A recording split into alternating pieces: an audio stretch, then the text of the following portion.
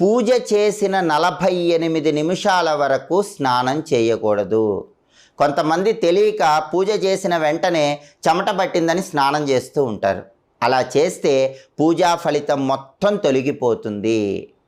పూజ చేశాక కనీసం ఒక ముహూర్త కాలం అంటే 48 నిమిషాల పాటు ఆగి ఆ తర్వాత మాత్రమే స్నానం చేయాలి.